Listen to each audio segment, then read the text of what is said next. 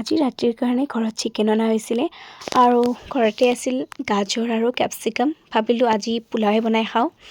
Bin নাছিল আমাৰ লগত, হ'লেও মানে যিহেতু হঠাৎ প্লেনিং হ'ল খাম বুলি ভাবিলোঁ এনেকৈয়ে খাওঁ আজি। বিশেষ বেছি যোগাৰ নাই যদিও যিখিনি আছিল তেনেকৈয়ে বনাব ট্ৰাই কৰিছোঁ, যিহেতু খাব মন গৈছে।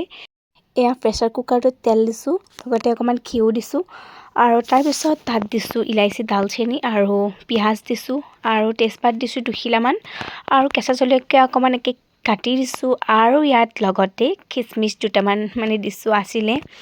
আৰু তাৰপিছত এয়া গাজৰ আৰু কেপচিকামখিনি দিছোঁ। বেছি সময় ভজা নাই কাৰণ যিহেতু তলত লাগি গ'লে ভাল নালাগিব, পোলাওৰ কাৰণে বনোৱা হৈছে যিহেতু। এয়া অকণমান সময় ভাজি ইয়াতে চাউলখিনি দি দিছোঁ, আগতেই তিয়াই ৰাখিছিলোঁ আৰু এয়া চাউলখিনি দিয়াৰ পিছত আকৌ অকণমান সময় ভাজি ইয়াতে পানী দি দিছোঁ। পানী দিয়াৰ পিছত ঢাকনিখন মাৰি দিলোঁ আৰু মোৰ গোটেইখিনি ক্লিপ নাই, কেনেবাকৈ ডিলিট হৈ থাকিলে ক্লিপকেইটা সেই এনেকৈ আপোনালোকক দেখাইছোঁ।